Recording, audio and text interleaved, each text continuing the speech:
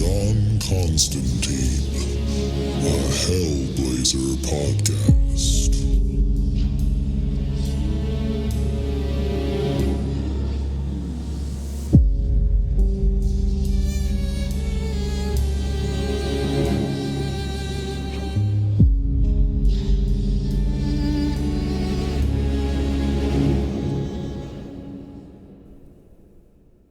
Hey there, everybody, and welcome back. Before we get into the episode, just want to let you know that this is the free version of the podcast, and all that means is that we are way behind where I'm at in Patreon. So if you are loving this podcast and you need more John Constantine in your life, definitely go check us out at patreon.com/planes, trains, and comic books and sign up for the Hellblazer tier, where you'll get access to the entire Hellblazer library that I've recorded so far. And also you'll get access to the exclusive episodes of the Planes, Trains, and Comic Books main podcast. So if any of that sounds good to you, definitely go over to patreon.com/planes, trains, and comic books, all one word, and sign up there. And with that out of the way, let's get into the issue. Today we are reading Hellblazer number 53, and just a little recap on what's been going on.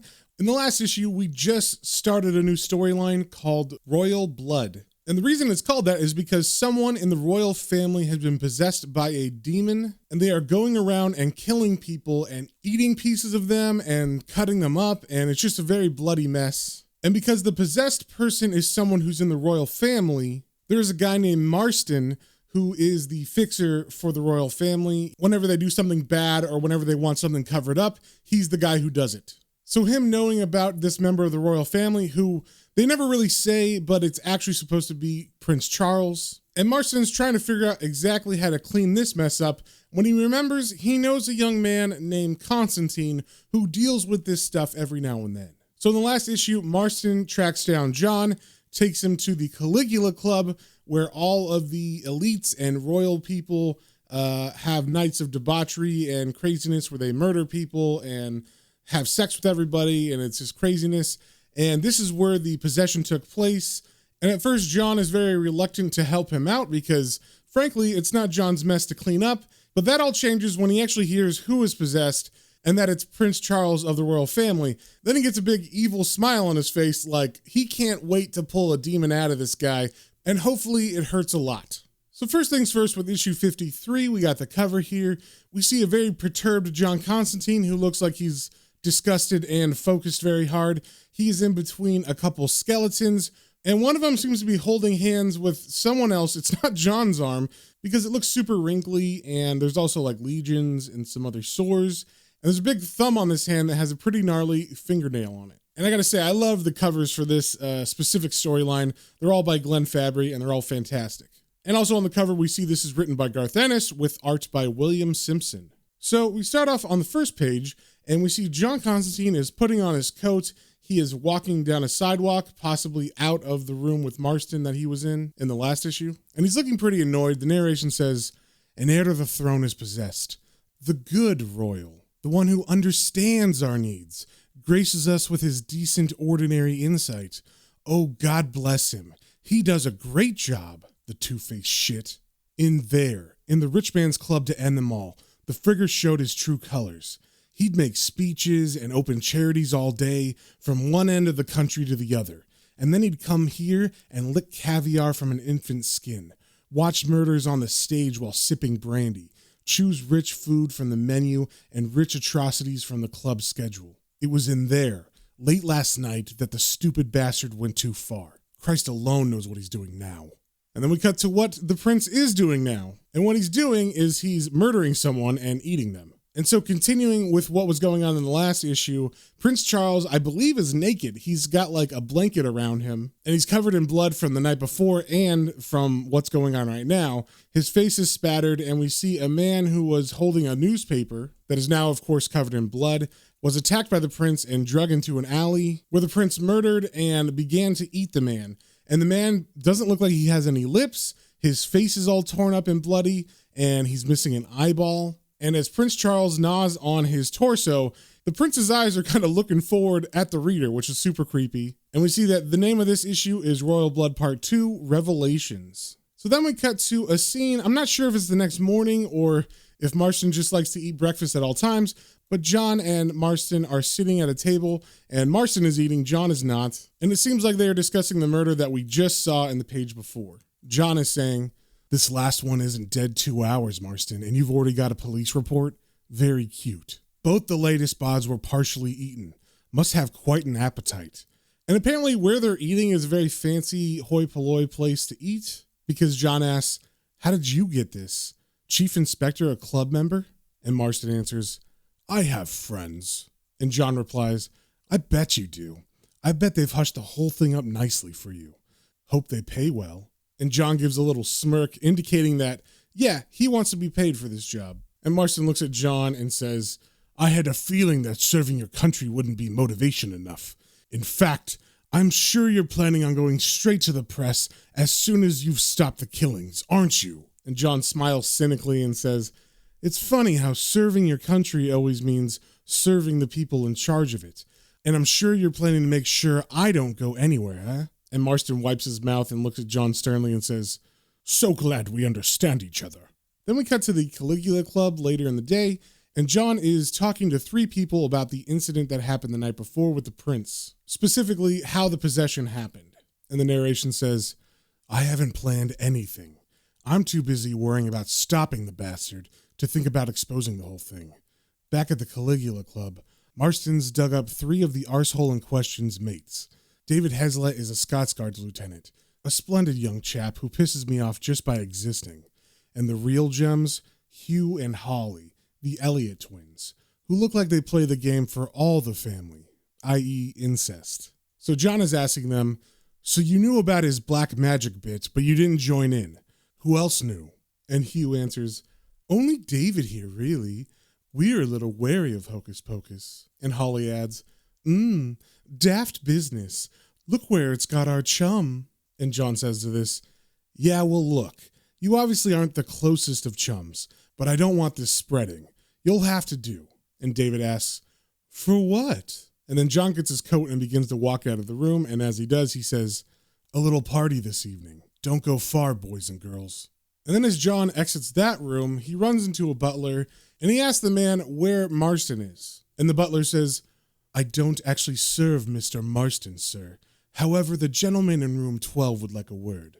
Good day, sir." And with that, the butler leaves, and John kind of looks confused, and then he figures, whatever, I'll just go to 12. And as he's walking there, his narration says, "I don't have time to play games with these pricks." And he gets to room 12, and he just goes inside without knocking or anything. And inside is another man who is in shadows, and this is because he's supposed to be another member of the royal family, and the young man is actually doing cocaine in front of John, and John's narration says, "Our boy's brother, about to stuff 1/2 gram of coke up his conch. That's just great, that is." So as the man finishes snorting the cocaine, John says, "I'm a busy man, let's hear it." And I did a little research trying to figure out which brother this is, because obviously they're not saying names, and the prince has 2 brothers, Andrew and Edward. But I believe this is supposed to be Prince Andrew, just by comparing the drawing to the pictures I could find. So Prince Andrew answers John saying, "Well, I wanted to talk to you, you see, about my errant sibling." And John replies, "Yeah, sure. He's an overpaid parasite just like yourself. That's all I know." And then Prince Andrew smiles and says, "No, it isn't. I nearly missed the whole shindig, actually. Had to visit Ulster on the New Year's Day, meet the Paddies and so on. Hate the place. Ever been?" And John answers, "No. Get on with it." And Prince Andrew continues, "Really, it's awful. Terrorist pigs killed my uncle, you know. I don't see why we can't build a big wall around Belfast and throw food into the bastards. I found out about my brother's spree when I got home. The walls have ears." And then John cracks a joke saying, "So does your brother." You know what I mean? And as he says this, he kind of looks over to a bookcase next to him that has an urn on top of it, and he thinks to himself, "Must be dear old uncle's ashes in here." And then Prince Andrew laughs and says, "That was very funny. Anyway, I was thinking," but John cuts him off and says, "that I could bollocks it up on purpose so he gets it in the neck. And you're one step closer to the top job. I bet that fat-arsed wife of yours put you up to this." And as he says this, he's looking at the urn, and then he opens the top of it. And as he looks inside, Prince Andrew, who's very angry at John for what he just said about his wife, says, Do you know no one has ever, spoken to me like that before, ever? I do hope you'll assist me with what you so astutely guessed, if only to make up for your rudeness. And John walks over to him and says, no bloody way. And the prince threateningly says, I'd strongly advise you to reconsider, you know. And instead of backing down, John actually gets more confrontational and gets right up to Prince Andrew and puts his finger on his face and says, and I'd strongly advise you to keep your eyes open because you've just snorted your uncle's ashes. And at first I was confused by this, but I think what happened was Prince Andrew thought he found a stash of cocaine, and because the room is dark, he just snorted it without really looking at it, and it ended up being the ashes of his uncle. So John, feeling pretty proud of himself for pointing that out and making the prince look stupid, is kind of singing, and then as he's walking out of the room, he says, my girlfriend's from Belfast, son. Watch your mouth in the future. So John leaves that room and then walks around the Caligula Club until he finally finds the room that Marston is in. So John just bursts through the door and announces himself by yelling, Oi! And Marston's kind of startled and he says, how charming. What can I do for you? And John says, I want you and the 3 little rich bastards you found here tonight. Say around 10. And we've got trouble too. Our boy's brother and I just had a chat. And Marston says, oh God, that idiot. I'll have him watched. What's this business about tonight? And John begins to casually walk around the room and he says, sort of a get-together. I'm going to visit a friend of mine, then we'll all sit down and see what we can find out. Meanwhile, you can start pulling a few strings, because there's something I want you to get too. Then we cut to the possessed Prince Charles, who's in an alley. He's kind of skulking in the shadows, and the narration says, hungry again. The man doesn't know it, but he's got so much raw flesh in his belly, he's full to bursting. No, it's the demon that's hungry, that pushes him greedily onto his slaughter path. And then we see Prince Charles walk over to a body in the alley, and it's the body of a young man, and the young man's neck is snapped, and the narration continues. He took a young male from the flats over there, broke his neck with one swipe of an iron bar, and dragged him back to feed. But his mind isn't on his work. He knows this isn't right.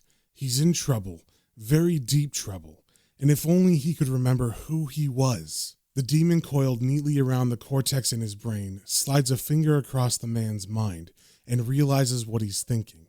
It decides to remind him who's boss. And we get a glimpse of what the demon looks like maybe inside of Prince Charles's head. And what it looks like is a skull that has fangs and also has a bunch of bony protrusions on the top of the skull. And then underneath the head, it looks like it has tentacles coming out of the neck. But that's all we see. We don't really see if there's a torso or anything underneath. And upon seeing this demon's face, Prince Charles begins to scream uncontrollably. And it just so happens a woman is walking by the alley and hears the screaming. And so she decides to check it out because she's a good person. And she looks in the alley and says, excuse me, are you? And then she's horrified as she sees a naked Prince Charles who's all bloody and looking crazy. And he's got like a blood-drenched knife or something in his hand.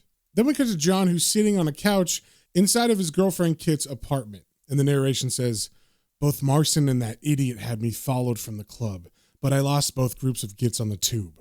Amateurs. And as John's sitting there thinking, Kit comes in the front door and she sees John sitting on the couch and she says jokingly, bloody layabout, get a job. And John chuckles and says, huh, back for lunch or something? And Kit replies, well, that's a hopeful sounding or something. Nah, just got to pick up my portfolio. Big shot Yank publishers are in town, and I could do with a quick job just to pay the bills. And John looks up at her questioningly and says, thought you were okay for cash. And as Kit looks around, she finds her portfolio, and she says, here we are. Sorry, right. I am and I'm not, you know? What are you up to today? And then John holds up a piece of paper that has like a pentagram and some like demon sigils on it, and she says, oh Christ, I don't want to know. Don't bring it in here with you, okay? And then John puts the papers down, and then Kit sits on the ground next to him and begins to look at her portfolio, and John says, I wouldn't ever let any of this shit hurt you, you know. As soon as I even got a hint you could be tangled up, I drop it like a stone. And Kit replies, glad to hear it. And then she looks up at John and smiles and says, I was thinking about yesterday. I reckon it's all right for you to live here if you want. And then John looks at her and says, boy, you made your mind up fast. And she looks at him quizzically and says, having second thoughts? worried you'll become domesticated and lose the cool bastard image. And then she picks up a picture from her portfolio, and she doesn't show it to him initially, but she says, "You're too late anyway, sweetie. Remember a while ago I said you were cute when you were asleep? I did this after you dropped off the night before last." And then she hands him the page, and he looks at it, and it's a picture of him sleeping peacefully, and he looks all calm, and it's done in graphite or pencil, and he exclaims, "Bloody hell!" And Kit smirks and says, "Goodbye, Mr. Cool." Then we cut to the apartment of a man named Nigel, and he's getting a knock on his door, so he answers it, and right as he answers it, he sees it's John Constantine, and he immediately shuts the door in John's face. And then he takes off in his own apartment, and as he's running, he trips, and even though he locked John out, somehow he trips in front of John Constantine inside of his house. And John says to him, "Afternoon, Nigel. Enjoy your trip." Then we cut to Nigel making tea for John in the kitchen, so Nigel seems to be putting up with John, and John is talking to him saying, "Suppose I'm lucky catching you, Nige, you being such a busy, angry young man. Shouldn't you be out smashing the state?" Oh, and I should say Nigel is a 20-something young white guy. He's got a shaved head, but also has a ponytail, so that's an interesting look. And apparently he's some kind of anarchist or something. And he answers John, "Oh, don't be so bloody bourgeois and cynical. It's easy for you to mock my efforts in radical journalism when all you do is skulk around and frighten people. I thought you'd be done for good after the student union haunting." And over this panel, we have some narration because it seems like John's not even paying attention to this kid. And it says, "I love Nigel Archer, not only because he's a psychic, he's one of the only few people I know who still talks like this." And then John turns to Nigel and he looks at him with like a really kind of evilish looking grin on his face. And he says, "Radical? You've never even been published. Come off it, will you? I'm planning a good old-fashioned séance, and I need you to do the necessary." And Nigel looks at him kind of scared and says, "No way! I heard all about your last bloody séance, Constantine. Oh yes, that friggin' fiasco at Winter's place. What was it? 2 dead and 1 bonkers? Piss off out of here right now." And if you didn't know, this is actually a reference to, I believe, the séance that's in Alan Moore's run of Swamp Thing, where Zatanna's dad actually was killed, along with another person. And I don't remember anybody going insane, but there was definitely someone left with potential brain damage, so maybe that's what they mean. So as Nigel is yelling at John, John is just sipping his tea, thinking, looking like he's waiting for Nigel to finish, and as Nigel wraps up yelling at John, John says, "I don't know, Nige, I think you'll like this one." And I'm assuming what he means is that since Nigel is very different politics than these rich royal people, he's not going to have a problem if any of them die during the seance. So then we turn the page and we cut to the Caligula Club, and now Nigel and the rich people from before, David Hazlitt and Hugh and Holly Elliott, are waiting with John. And there's narration from John picking up from the last page where he apparently tells Nigel, what's going to happen. So the narration says, "He likes it all right. Of course, I have to tell him we're only doing it to stop the killing, and we're going straight to the papers when it's over. That's what old Nige wants to hear. And that's the problem with this whole friggin' business. Everyone else seems to think of it as politics, talking about cover-ups and damage to the public confidence, and all the time there's a demon loose out there. We're dealing with hell." So finally Marston shows up to the room and he says, It's all been prepared in the room." So they all walk to this room that Marston was talking about, and as they do, one of the rich people, I believe it's David, says, "Look, Constantine, I think it's about time we had an explanation for all this carry-on, don't you?" And John kind of brushes that off, saying, "All in good time." But then Marston walks up next to him and kind of whispers to him, "I'd like to know what's going on too, The favors I've had to use to arrange this gathering of yours." But then John cuts him off and says, "It'll be worth it." And as he says this, they walk into a room and there's a round table. And on one side of the table, there's 3 dead corpses. And these corpses are actually the victims of the possessed Prince Charles. So as everybody walks in the room, they're kind of taken aback by seeing 3 corpses. And Hugh and Holly say, oh God, look at them. What is this?" But John looks at him with disdain and says, "Don't give me that shit, mate. I'm sure you've seen worse at the club." And then he pulls out a cigarette, lights it, and begins to smoke. And he says, "Right. These are the first 3 kills, kindly pulled out of the morgue by Mr. Marston. We're going to use them to talk to the demon. You're his mates. You'll be help to Nigel, who's got to make the bastard feel at home. Should be fun." And the rich guy David says, "I simply bloody refuse." But Marston cuts him off saying, "You simply bloody do not." So at Marston's insistence, all the rich people sit down at the table and everybody begins to hold hands, including the ones of the corpses. So once they're all settled in and they're doing what they're supposed to be doing, John says, "All holding hands? Don't let go or you'll get a big surprise. Take it away, Nige." And the séance officially begins. So Nigel is the conduit for whatever's going to be happening here. So as he's focusing, he starts saying, I can feel them. They still know their bodies. Their souls are coming. And then all of a sudden, Nigel's eyes kind of snap open as something seems to be going wrong. And he says, I think they can sense Hezlet and the twins. They can smell royalty off them. They're very near. And then all of a sudden, the corpses begin to reanimate and they begin to scream. Let us go. Let us go. Safe and warm, didn't want to come back. Cold flesh here. Let us go. And Nigel actually seems to be struggling, but John turns to him and says, keep him in there, Nige. Hook the demon and keep those bloody souls in there. Come on. But Nigel turns to him and says, they're screwing my mind up.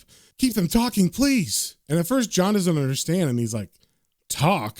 But then Nigel throws his head back like he's having a seizure or something, and he yells out, please! So John kind of stands up and leans forward because he's on the opposite side of the table from the corpses, and he yells at them, you! What happened to you? Tell me. And two of them begin to speak, saying, killed and dead. Cut me. Hurt me. Please let us go. And it seems like the corpses are maybe like flopping around and they're not fully like sitting up straight or anything. So one of them flops to the side and his head ends up leaning on Holly's shoulder. And she says, stop it. Stop it. I want out. But then Nigel cuts her off saying, shit, the demon's twigged on. It's coming. And then we get to the demon who's in the alley, still eating the person from before whose neck was snapped. And the narration says, the demon smells the souls return to flesh it had thought untenable, feels a guiding mind pulling them back from the hereafter. Intrigued, it leaves the man in a deep coma and lopes off to see for itself. Then we come back to the room where David is yelling, I want to go home. And Marston is yelling back, you coward, Hezlet, you dirty, disgraceful coward. And Nigel is talking to John and he seems a bit more composed. He's saying, God, it's huge. The power of it. And John is telling him, lead it to us, Nige. Make the damn thing talk. And then Nigel closes his eyes and feels and he says, it's angry. It's coming in like a friggin' rocket. And then the demon appears and it's hovering over the corpses' heads. And the demon looks like I said before, where it's a demon skull with some tentacles underneath the head. And as it arrives, it says, I'll met. And everybody at the table, of course, is looking at this demon hovering over the corpses. And Marston is shook and he says, Constantine, what have you brought down on us? And David is saying, please stop. Let go of me. But John turns to them angrily and says, you let go and I swear to God I'll kick your bollocks out through your skull. Now shut up. And then John turns to the demon and says, you're out of your jurisdiction. You're punishing the innocent, but you're supposed to be down in hell with the damned. And the demon looks at John and says, I was called. And then John replies, oh, sure, and you have to get your fun. But you owe them, chum. You killed them and you owe them something in return. Their flesh for your name, you bastard. Tell me your name. And the demon kind of sneers and says, a man who knows the rules very well. And then all of a sudden, the souls from the victims burst out of the bodies as if they're trying to escape. And John turns to Nigel and says, frickin' souls are trying to get back out. Nige! And then Nigel turns to John and says, it's gone.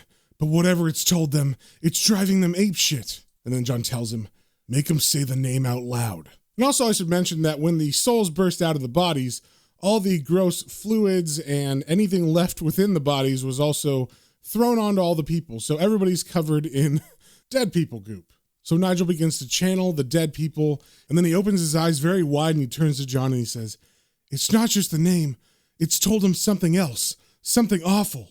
Come on, just tell us once and you'll be free. Tell us. And then the spirits who are still anchored to their goopy bodies yell out, Calibraxis, Lord of Blades, Butcher of Devil's Court. And then John turns to Nigel and says, come on, what's the other bit? Push him, Nige. And then Nigel goes tense with concentration and he says, Jesus freaking God Almighty. And then the souls begin to talk again and they say, been here before, killed here, stalked through alleys with a knife and used it long ago.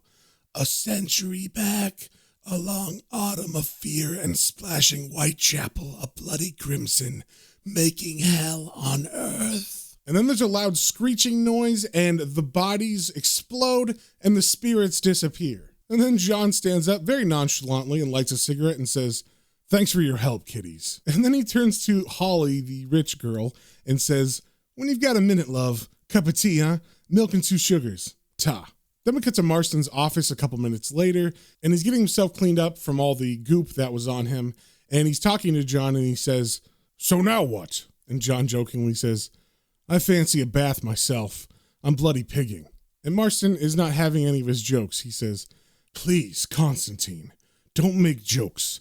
What are we going to do now?" And John looks at him seriously and says, "Well, we've got its name, and names are very important in this business. All we have to do is look up the right ritual and trap the bugger. But it's a sneaky one. It's been here before, just like it told its kills. An autumn of fear in Whitechapel, a knife, alleys, bloody crimson. What does that remind you of? It's the same son of a bitch that possessed Jack the Ripper." And with that cliffhanger, that is the end of the issue. So if you guys have any comments, questions, or suggestions, you can email me at planes, trains, and comic books, all one word, @gmail.com, and we will see you on the next one.